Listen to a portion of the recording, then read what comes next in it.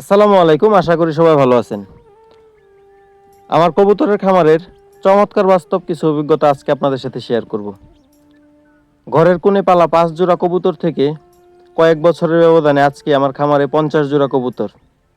যদিও ওই পথ চলাটা তেমন সহজ ছিল না, ছিল একগাদা ভুল, শিক্ষা এবং বাস্তব কিছু অভিজ্ঞতা। তো আপনি যদি কবুতর পালনে আগ্রহী হয়ে থাকুন তাহলে এই ভিডিওটি অবশ্যই আপনার জন্য। স্কিপ না করে সম্পূর্ণ ভিডিওটি দেখার অনুরোধ রইল।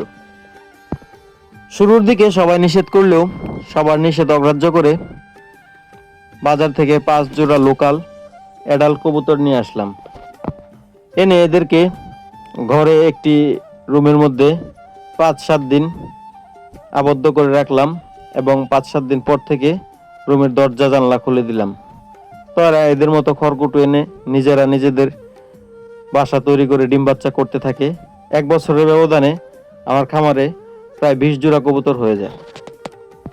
তারপর এদের আলাদা বাসস্থান হিসেবে এই ঘরটা তৈরি করে দেই। সকালবেলা এদেরকে আমি ঘরে খাবার দেই, খাবার খাওয়ার পর এদেরকে মুক্ত করে দেই সারাদিন উড়াউড়ি করে, এবং বিকালবেলা আবার এদের ঘরে ফিরে আসে। মুক্তভাবে কবুতর পালন করলে কবুতর সুস্থ থাকে বেশি, আর সুস্থ কবুতর মানে উৎপাদন বেশি। কবুতরের খাবার হিসেবে আমি সরিষা, ধান, গম, ভুট্টা বাঙানো এগুলোর একটি আনুপাতিক মিশ্রণ দিয়ে খাবার তৈরি করি এবং সকালবেলা এদেরকে খাবার দিয়ে খাবার খাওয়ার পর ছেড়ে দেই, সারাদিন মুক্তভাবে হাওরে বিচরণ করে, আর সন্ধ্যায় আবার ঘরে ফিরে আসে এবং সন্ধ্যায় আবার এদেরকে খাবার দেই। সবসময় কবুতরের ঘরে ড্রিঙ্কারে খাবার পানি দিয়ে রাখি। কবুতরের 3টি বড় রোগ হচ্ছে নিউক্যাসল, রানীক্ষেত আর প্যারাটাইফয়েড। আমি অবশ্য আমার কবুতরগুলোকে প্রতি 2 মাস পর পর ভ্যাকসিন দেই, আর ভ্যাকসিন সাধারণত আপনারা উপজেলা প্রাণী সম্পদ অফিসে গেলেই পাবেন। আমার মনে হয় কবুতরের সবচেয়ে বড় ওষুধ হচ্ছে কবুতরের ঘর পরিষ্কার রাখা এবং খাদ্য সবসময় পরিষ্কার বাটিতে দেওয়া, আর পানিটা সবসময় পরিষ্কার রাখা। আমার এই কবুতরগুলা এখন প্রতি মাসে প্রায় 30 থেকে 35 জোড়া বাচ্চা দিয়ে থাকে। 18 থেকে 20 দিনের মধ্যে বাচ্চাগুলোকে মাংস হিসেবে বিক্রি করে ফেলি।